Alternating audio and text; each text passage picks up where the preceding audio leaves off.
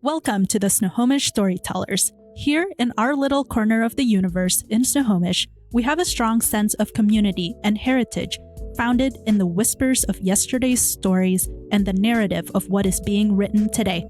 Snohomish Storytellers captures this through organic conversation between Snohomies, former, present, and future. This podcast is brought to you by the historic Downtown Snohomish Association. Our mission is to promote, preserve, and improve the Downtown Historic District as the heart and soul of the city of Snohomish.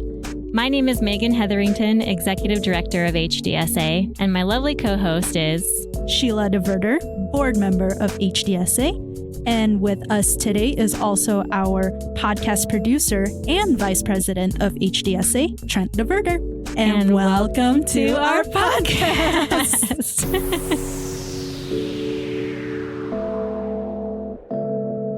All right, Sheila. So today we are sharing our very special guest. Jessica Chavez is our guest today. She is the owner, BLOS boss. Yeah. Of BLOS. BLOS boss of BLOS.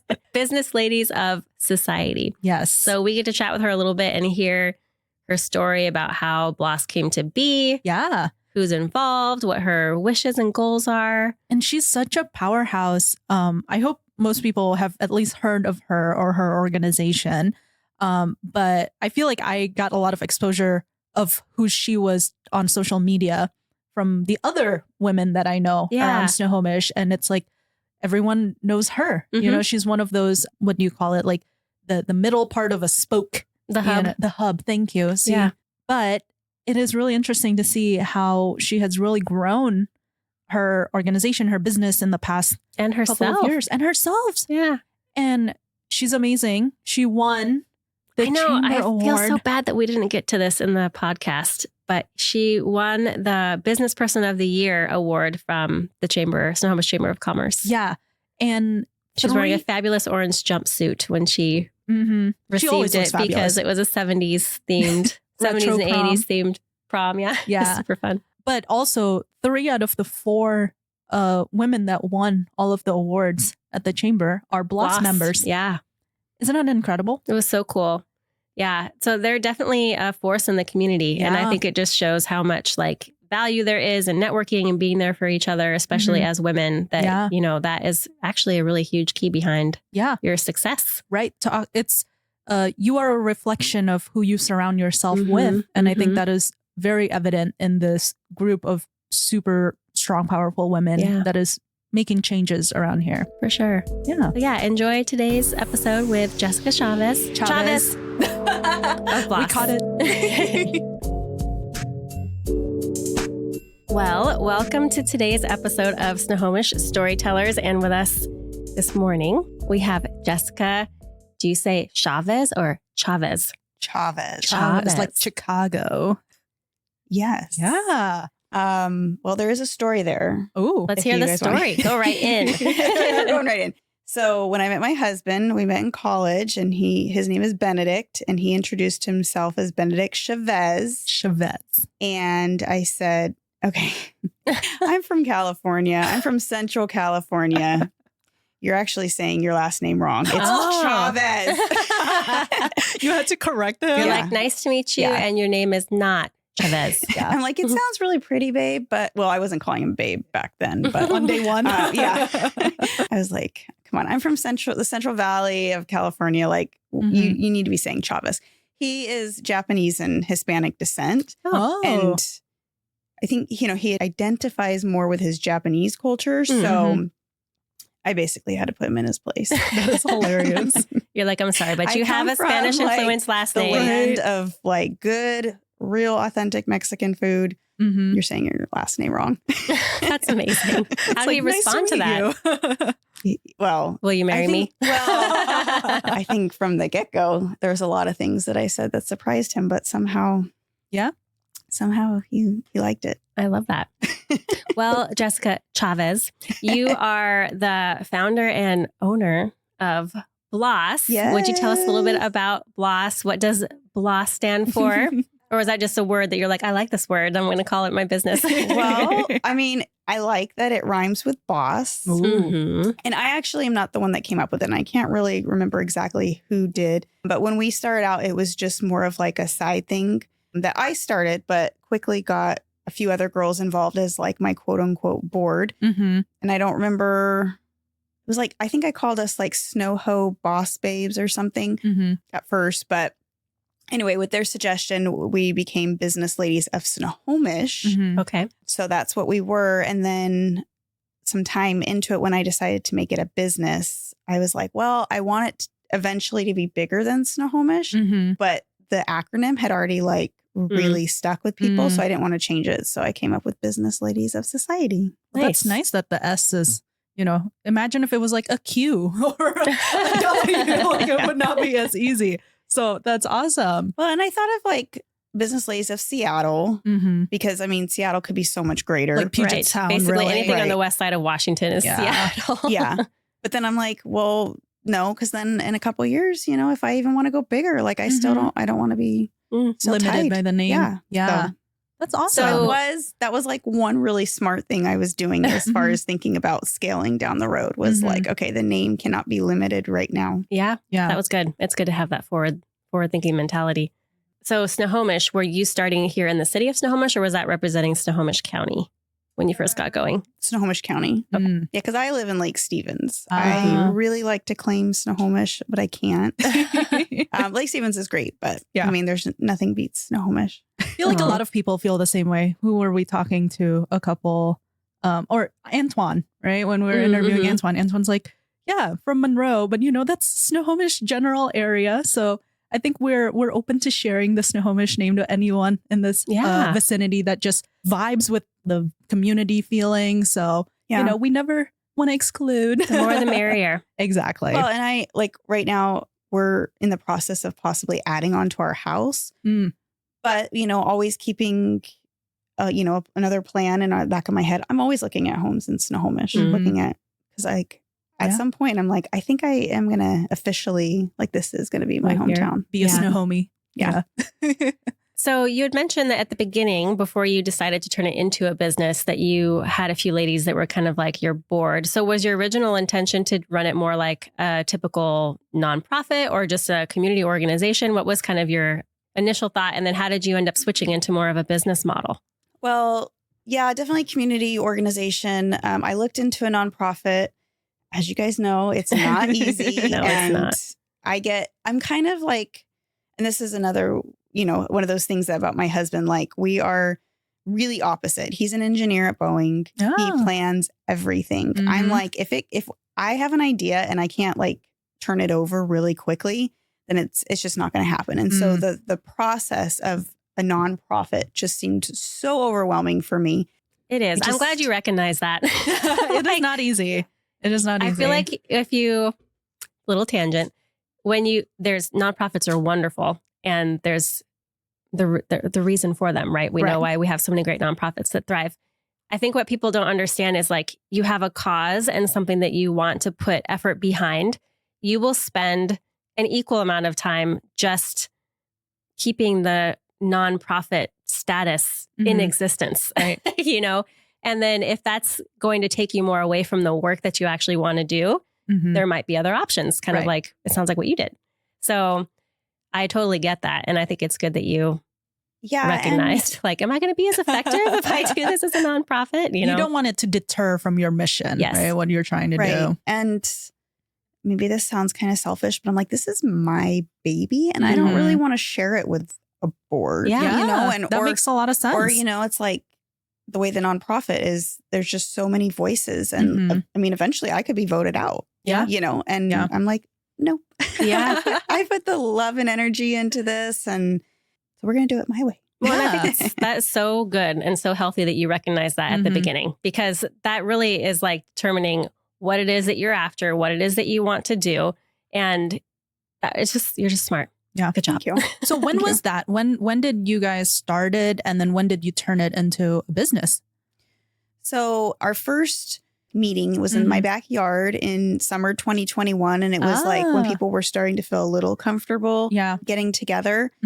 And then it was a side thing, but it quickly was taking a lot of my time and my time away from my family and the other side business that I was doing, which was what brought me to wanting to like get women together in the business realm. So I started exploring what it would look like to be a business. So that was in September 22. Oh. Yeah. So we're going to be hitting 2 years officially in September. Wow. Nice. But I didn't launch it until December 22 at our winter gala.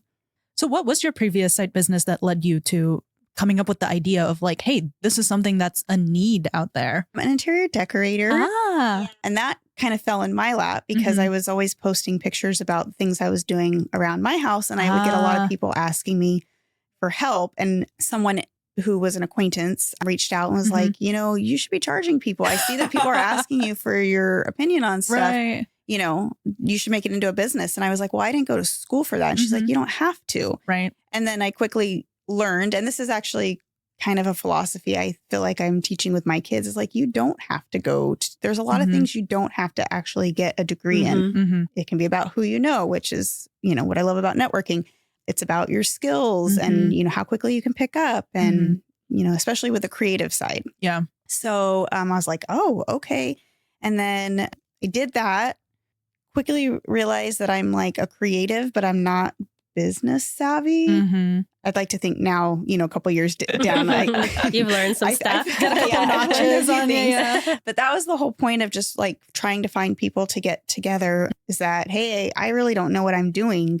And if there's other moms out there that are kind of in the same boat, I'd love us to get together. And there's no intention to make this bigger than just, you know, meeting in my backyard. And I had a couple speakers come. It just was a really fulfilling night. My heart was full. After that night, I came in and I was talking to my husband, and I feel like I was just like huge smiles and just a warm heart because, you know, with COVID, we had just experienced so much isolation. And I know that the ladies that were there felt the same way because they bugged me about doing another one and I had no intention of it. But then another one happened and then it just snowballed. So wow, that's great.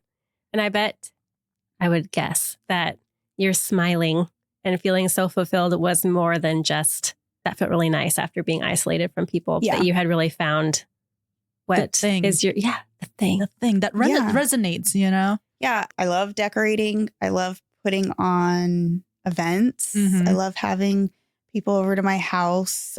I don't like to be the center of attention, but I do like being the reason that like the facilitator. Yeah. That is the same as Megan too. Megan is one of those facilitator people that's just really good at bringing things, understanding the needs. And you're like, you guys just get in a room together. Make your magic happen. Exactly. Right. That's awesome. And that's, I think, one of the things that I love about having BLOS is just knowing that like maybe because of me, two people were introduced that they otherwise wouldn't have had the opportunity to cross paths. Yeah. When I hear that, like that's enough for me to know that I'm doing great things. And I love that. I wanted to ask you a little bit about, now that you have grown, how and when did you decide to structure your membership? Because obviously it went from a gathering in your backyard to do another gathering, maybe get a speaker this time. And then similar to your decorating, when someone was like, you should really charge for this because you're bringing some value. How did you make that decision? And I'm sure it was something that you had to sort of evolve over time based off of needs, but it seems like you have a pretty good structure now. Yeah, it has evolved many times. Not necessarily on paper, but in my head. And it has evolved after the first year. And I think it will continue to evolve, but not like every year because I don't want to confuse people. Right. But man, I'm learning really quickly like what works and what doesn't. I guess I kind of looked around at other organizations and how they do things and just was like, okay, I guess I need a membership.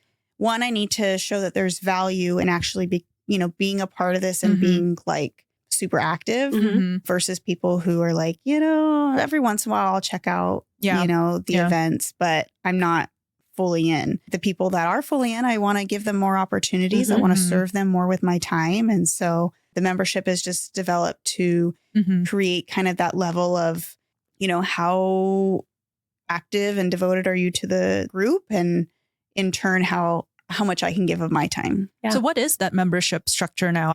So we have 3 tiers, and the Onyx is the lowest, then Emerald is the middle, and Golden Elite is the top tier. And so the Golden Elite, the way that first kind of was born was kind of with the idea of being like a board, kind of a sounding board, kind of having a little more background knowledge. So do you vet those memberships then? Yeah, there is an application process. Okay. And, to be honest, I know already that, there's new questions I need to ask for next year. But yeah, I vet them. And really, we're not like a BNI group where, there is a need to show up every week and, it's being tracked. I don't want to put that on anyone. A lot of us are moms and I understand flexibility. But if you are going to be a Golden Elite, I strongly encourage that you realize that you are the face of BLOS. So there's this like a special place on our website that they have headshots that you are showing up to, as many meetings as possible. They also have, at meetings, we have all their logos displayed and they just have other perks that do put them at the forefront of the community's mind. And they help, like you said, kind of treating them as if there was a board that they can influence maybe what the direction of like what events you guys put on, etc. Yes. And I haven't been the greatest at this. I'm learning that managing people is not my biggest, my strongest suit. There is a reason we have HR professionals. Exactly. So in the beginning of this year, their membership, I assigned everyone a committee and just things that I'm really interested in making sure that BLOS is growing in, but that, there's just one of me. So one of the committees is our pod class committee, and those are our facilitators.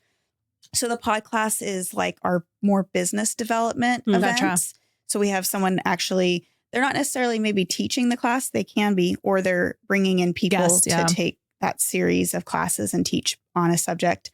We have kind of like our welcoming committee. So when a new member comes in, making sure that somebody gets, an email, not from me. It's not about me. It's about the community. The community and just, getting those other touch points. Something that I'm really wanting to develop and be more on top of is including more diversity. I feel really proud that we have a diverse group of industries.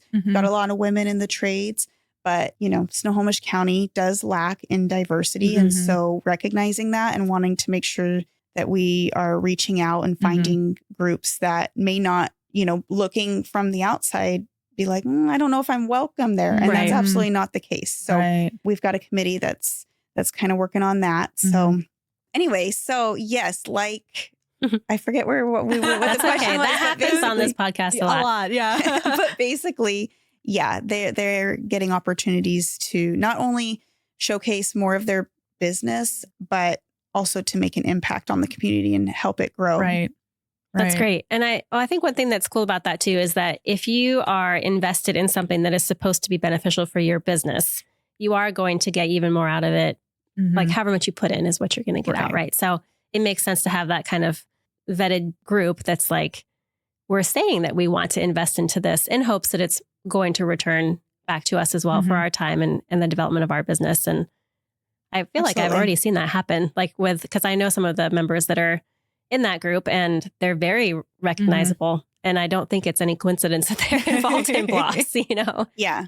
Like, I mean, we can talk about Sarah, Farmers Market. Like she's so invested and we're walking right into her busy season. And I already know that even though I know she's going to have to step back a little bit, I'm still not even like, I know she's going to be there as much as she can because she's so invested. And if you've heard her talk about BLOS, she has nothing but amazing things to say about how it's impacted her life. So, she won your award. Yeah. Yeah. This last year. Sarah won our BLOS Boss Award for this year. And so she's been helping me with some things and just a few other wonderful perks that she was able to get. And so, and I think in August, that's when I started announcing, names coming in last year. So I think we'll start, and that's really not that far away. I know, right? The year just flown by. I can't believe it's May already. Yeah. Yesterday, I was like, oh, I was thinking about my bills, as one does. Payments. And I'm like, oh, I need to pay that one credit card bill, but I was like, I have a couple weeks. It's not until the 1st. And I was like, it's the 3rd. Like, No, I'm already past you're due. now in the grace period. Yes, I was already in the grace period. I want to hop back to membership for just 1 second. You had mentioned you have a lot of different, like you've got women in the trades, which is amazing. One thing that Sheila and I were talking about is like Sarah has her own business. Lori Green has, her own enterprise of hair salons. How do you manage membership for those? Like if Sheila wanted to join, Sheila works at Boeing. Yeah. But she's also just a professional in her field. So you don't have to be representing your business. The business, or do you have like a hybrid approach to that? How does that go? I wouldn't, our memberships don't necessarily say like we have a lot of nonprofits that are involved, and I don't necessarily have a membership for them or someone who works for like a corporation and is there just to represent. But I will say one of the biggest misconceptions about BLOS is that you have to be a business owner. I talk to people all the time and they're like, yeah, I've been lurking and I think it's great, but like, I don't own my own business. And I'm like, no, you don't have to own your own business. Like we are together because of business, but that's not why people stay. It really isn't.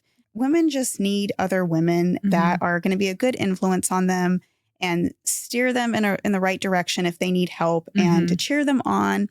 So we do have a lot of ladies that work for a corporation and they still come because they still want to network. They still consumers, like you don't have to be a business owner to network. Everyone needs other people for whatever reason. And so we do have women who work. We have women that are right now like stay-at-home moms and they know that eventually they want to do something that it's just not the right time for them. But why not still plug yourself in, learn and plug yourself in with people who are going to get you there. And when the time is right, you already have your tribe that, you've built relationships with an accountant, you've built relationships with a lawyer, you've built relationships with graphic designer, like everything is going to be set up for you. Yeah. So I love that, especially because as I was thinking when you were saying, like, I've pretty much worked my entire life with and without children. There was times that I was at home with like little kids and I'd be taking a break or working less or whatever. And most of the options that you have to network with other adults are centered on your children. Yeah, it's your kids' friends' parents. Right. Or it's an activity you're taking your kids to and then you meet some other parents there. But one thing that I really was just appreciating when you were talking there is like, outside of that, maybe you like to crochet, or maybe you're in a book club. Those are all focused on crocheting or the book club or whatever the thing is. The activity. Yeah. Yeah. And I really like that there is such like a diverse option of intermingling with people that do so many different things, so that even if you don't have the thing that you want to do yet, you don't have to go to a group that's only focused on, we're here to talk about the book, So what a great model. Snohomish Storytellers podcast is brought to you by Elle Marie Hair Studios.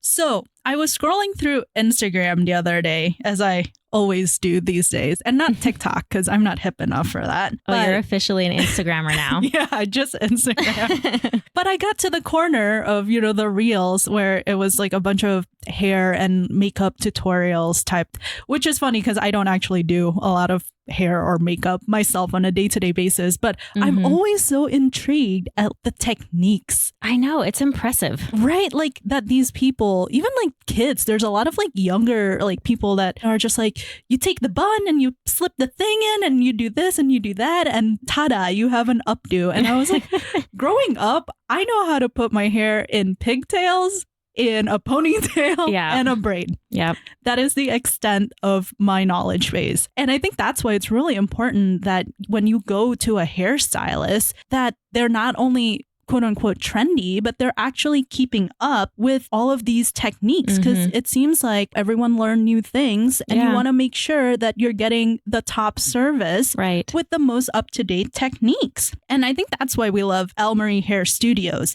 because they prioritize ongoing education for all of their professional stylists to make sure that they're not just learning something once when they went through school the first time around. Yeah. but that they're maintaining their proficiency in all the trends, all the hair techniques that we have coming up. Yeah, because you want to, like, if you're getting, your hair done and you're trying to like stay with the times fashion wise, it's important that you're going to somebody who is going to deliver on that and not something that was even on trend like 2 or 3 years ago. Exactly. Like you want current.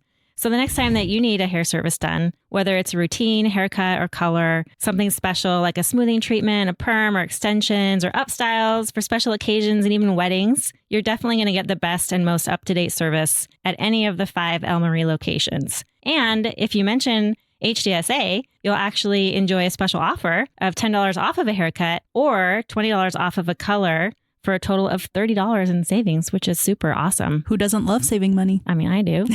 So now is a great time to call up El Marie. Make sure you go in and get yourself taken care of. You're going to look great. For more information and to book your next appointment, you can go to elmariehairstudio.com. That's ELLEMARIE hairstudio.com. And it is really hard to navigate starting your own business. Like I'm watching Trent do it with his business. And, what all forms do you have to do? When do you fill out taxes? When do you do this? Like we had to ask Megan a bunch of questions in the beginning, but your community could kind of provide that, I did it last year. This is how you do it. And that's awesome to have that kind of handed to you. For sure. It's like a platter of here's all of these There's a lot of powerful value in women that you can learn from. That's awesome. And women. I think that makes it even more comfortable. Yeah. No mansplaining. I can say that it can be more comfortable or it also can be intimidating because we all know like That's the true. mean girls, like, if we weren't sitting at the right table in high school. Yeah. But I can definitely say that I would say for the most part, we really attract women that are just really good, down to earth people that and have no problem admitting, yeah, you know what? I don't have this figured out. Yeah. Nobody seems to be walking around with their nose up. And so I really appreciate that. And then just backing up really quick on what we were talking about learning different skills or whatever, that is one of the things about our events is I try to like really keep it fresh and use the women in our group to co-host with me. We've got events coming up. One is for members only, but it's a charcuterie class with Smashbox Mallory. And so she's going to be teaching us the art of charcuterie. Fun. Ooh, we should go to that. It was members only. We have to sign up. If you sign up today. But yeah, I don't know if too many people think of that when they think of going to a networking group. But networking can be fun. It can be educational. It can be developing a new skill and just supporting the other women in their business. Yeah. And whether or not you're really interested in charcuterie, go to the class and just support her and give her the time and the respect that she deserves to share her business. And it may not be for you, but now you know someone. Yeah. You've built that trust. You've taken a class with them and it's going to be so much easier to refer. Yeah. I can also see if this was your first time facilitating anything, this might be the safe space that they could use to like, trial run, like I know not everyone is comfortable with like public speaking or teaching and doing is 2 different skills, right? Like you can do it really well, but instructing others in a way that is consumable for them to be able to replicate or do whatever, it could be a separate skill. So I can also see if you're just doing it in front of 30 of your closest friends in BLOS, it would be so much more comfortable than like going up in front of strangers. But we actually just had a really great example of that. Jennifer at the Golden Shop off of Bickford. We did an event with her last month and I approached her about it and she's like, I don't know, like I don't feel great about like, speaking in front of people is not my favorite thing, but it is actually something I've been kind of thinking I need to try. She's so great. She does reels where she does try-ons. I mean, she's so great in front of the camera.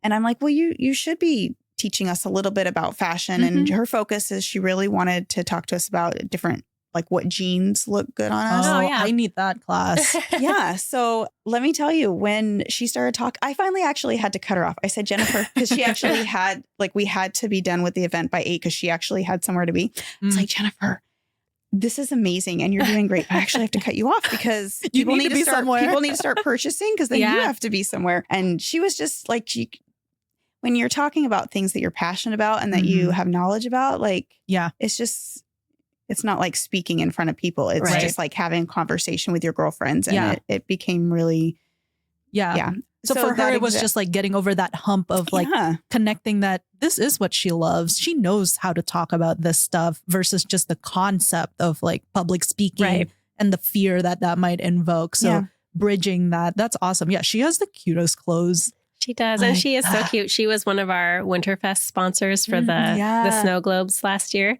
And I remember I was like, okay, I just need to get like a little introduction of your snow globe. And if you want to sponsor again next year, we'll be all ready to go. Cause like we're building the event, blah, blah, blah.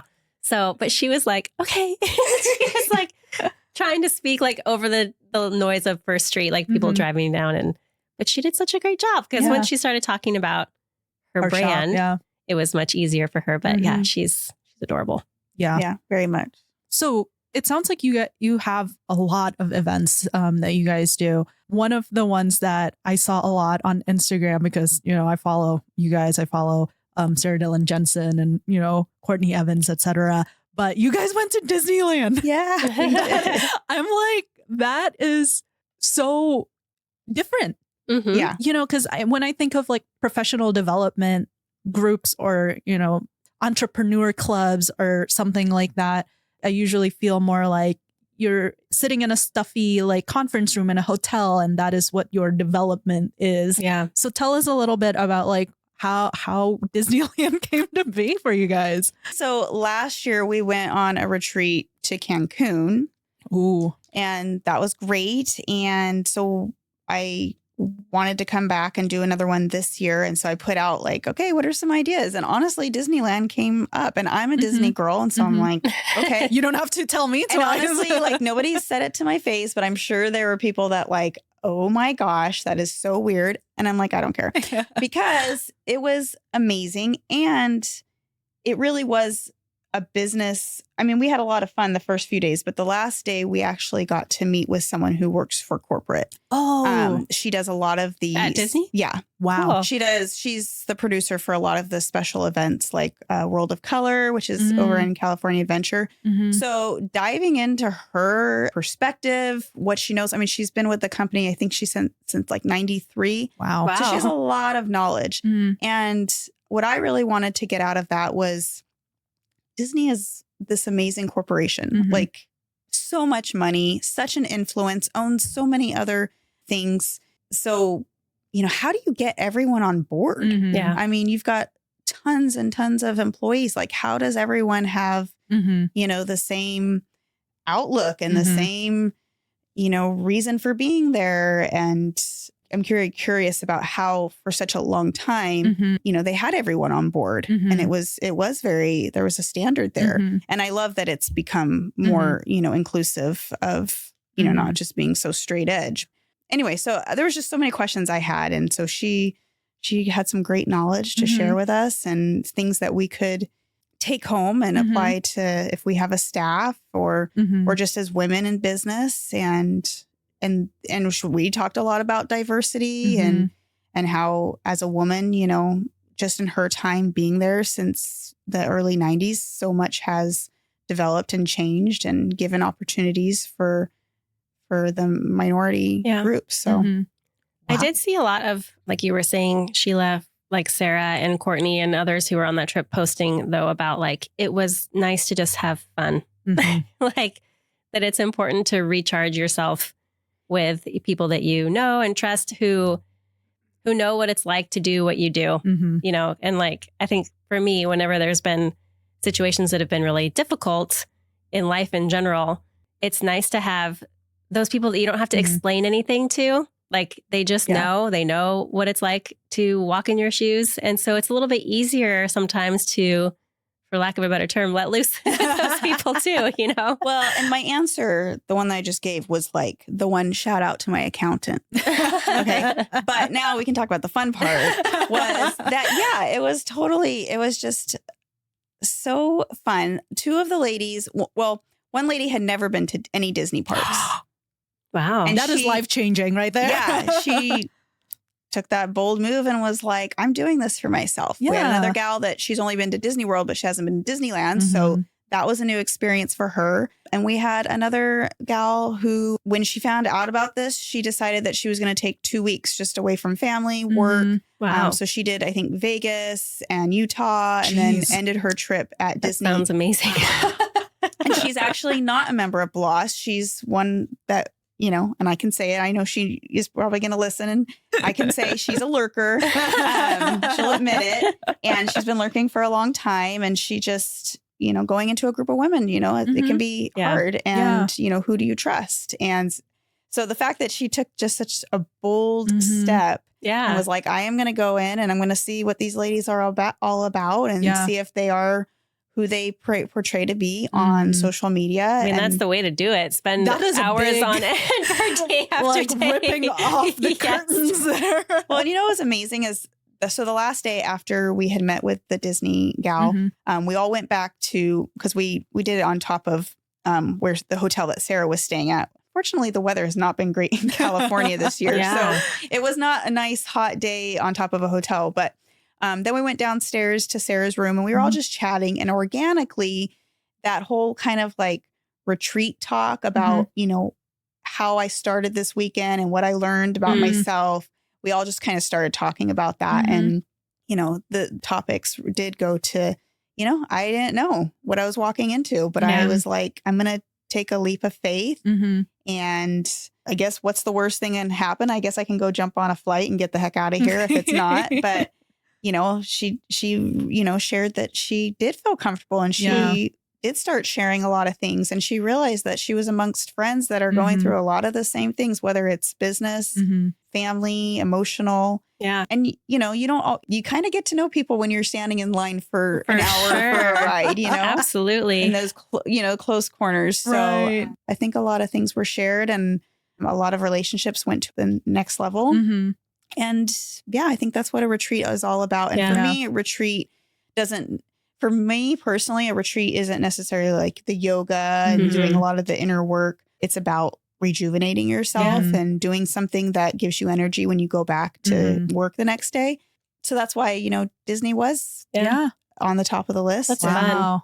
So what I'm hearing is HDSA needs to do a retreat to Disneyland. I mean, as a board member, I can fully support that. Let's write that into the budget. Right? Mission aligned. We'll put it on the agenda for next week's board meeting. Well, Jessica, what are your visions and goals for BLOS? Like, I know that's a huge question, but like short term, long term, is there anything that you're like, if I could just wave a magic wand and make this happen, I would love for it to look like that? Well, like I said in the beginning, I do want it to grow, but I was putting a lot of pressure on myself about building chapters. We have a lot of people that I meet from surrounding counties and they're like, oh yeah, I've heard about BLOS, but it's just too far for me to drive, which I'm like, it's like 40 minutes to Seattle. Like, but I also can sympathize because I am one of those people. If I need to go down any further south than like Linwood at this point, I'm like, maybe not. Yeah, for sure. I do get it. And I don't think me and Seattle mesh well. Yeah. I love being the Snohomish kind of smaller town feel. So I do get that. And so that is why I do know that there is a need for chapters, but I was putting so much pressure on myself and it just wasn't feeling like the right time. It's just not feeling like the right time. And you guys know Mara Williams. I was Success Street Coaching. She's my business coach and poor thing. I mean, I think we've been talking for a year about chapters. And finally, I said to her, actually, just I think either our last or the one before, I'm like, it's not the time. Yeah.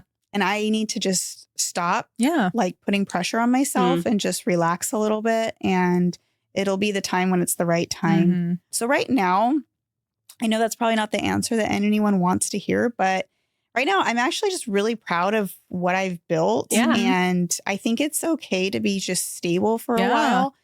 We are in such a culture that's like hustle, scale. And if it's not the right time, then I'm just going to mess everything up.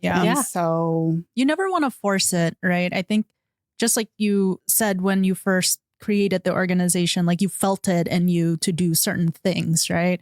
And I think that having that awareness and having that just listening to ourselves, because I do think our body will tell us when, you know, you're ready to do things, when things don't jive well with you. So that's awesome that you're like, hey, this is great. let's ride on this for a little bit. And then the moment you let go, I just know this usually happens in the universe, right? The moment you let go is when opportunities will come your way, and the things that you least expect will start happening. So embrace that, this stage of the organization. That's really cool. Yeah. And like I said, like me and my husband are so opposite. Like I'm like, oh, let's paint a wall. And he's like, okay, well, we have to do it methodically. And we got to get the right paint and all the tools. And gotta get a primer, gotta get, plastic sheeting for the floor. And that's just not how I am. But for some reason, with taking this beyond Snohomish County, there's planning behind it. And I want to do it right. So I'm feeling like that's the universe saying, don't do it the way you always do it. It's worked in your favor so far, but let's just listen. Yeah. Well, and there's so many ways that you can. I thought it was interesting that you were saying that's not the answer that people want to hear. And I think that's because you're right. We do get this mindset of like, what's the next thing? How can I make this bigger? And we don't always focus on quality. Like one thing that we had to do at HDSA, it was kind of like, we had events here, events there. Let's do this. Let's do that. Someone made a suggestion. We should do that. And it's like, no, what can we do well? Really, really well. What do we need to focus on that is like our mission and what we're out to do?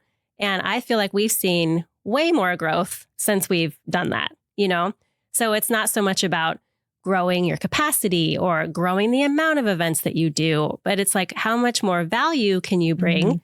How can you keep doing what you're doing even better? And I think that's just a different idea of growth that we need to adopt in this society. Like growth doesn't have to look like capacity or quantity all the time, Right. Yeah. And we've had people join our membership and then I never see them. Yeah. And that doesn't feel good to me. Like retention is so important to me. So I don't want anyone to ever come back and be like, well, I didn't find value in it. And 99% of the time when I have heard that, it's like, you never came. Right. It took me a while to not take it personally, but then it's like, it's not me. They didn't take advantage of it. Yeah. So, we might get, a bunch of new members, but if they don't ever come, then what's the use? Yeah. So I do like the fact that I've really built some strong relationships with the people that keep coming back. I've been told, oh, I don't know if I want to join. It's very cliquish.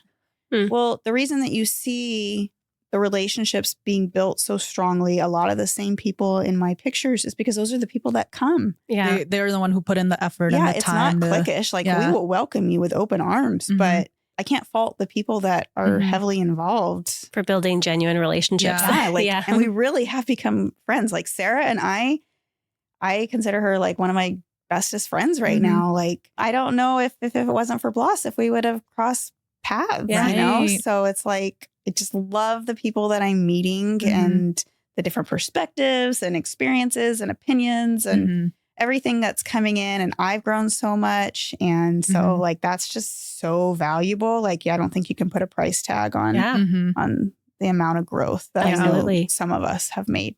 Yeah. So you have a conference coming up, yeah? Yeah. Is this your second or third annual conference? Because you're a second. Okay. Because I guess, I was trying to think about the timing of that if you started in December.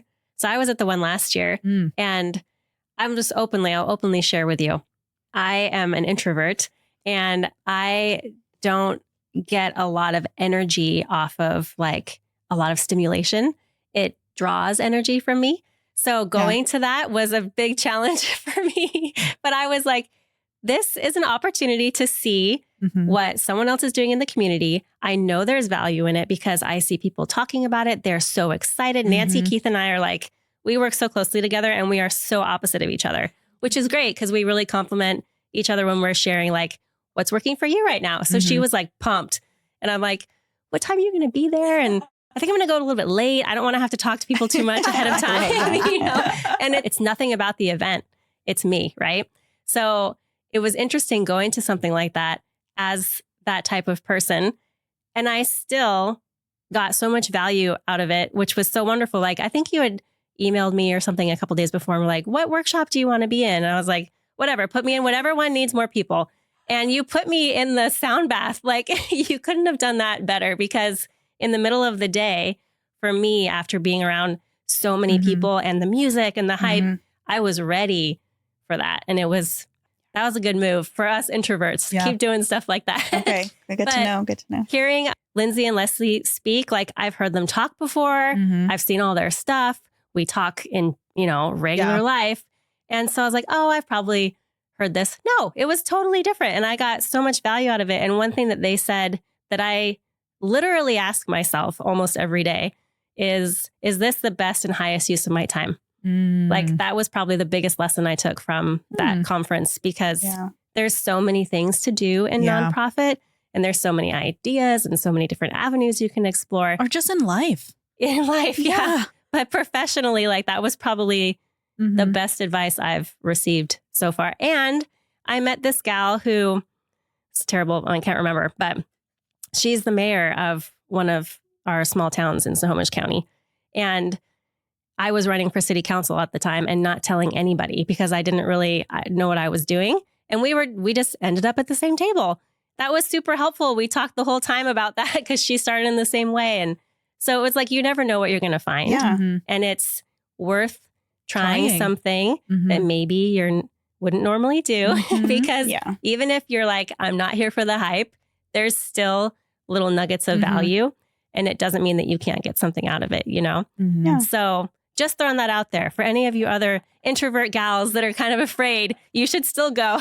So tell us about it now that I've thrown all that out there. Totally. Like you and I have had that discussion in private. So like, I appreciate you giving that different perspective, because I get a lot of energy from that kind of stuff. But I do end up at the end of the day being like, oh, I'm exhausted. I don't want to talk to another person. But yeah, I forget that not everyone thrives off of that. So need to, be inclusive of all kinds of like emotional. But yeah, so it's in September. It's at Indigo Hotel in Everett. So on the waterfront. Nice. And so a lot was packed in one day last year. We did a VIP dinner afterwards, and the time just flew by. By the time we like really sat down and were really enjoying our food, it was already time to like start cleaning up. So what we're doing this year is the VIP experience is the Friday night, and that's where more of the networking, socializing. We're going to have vendors.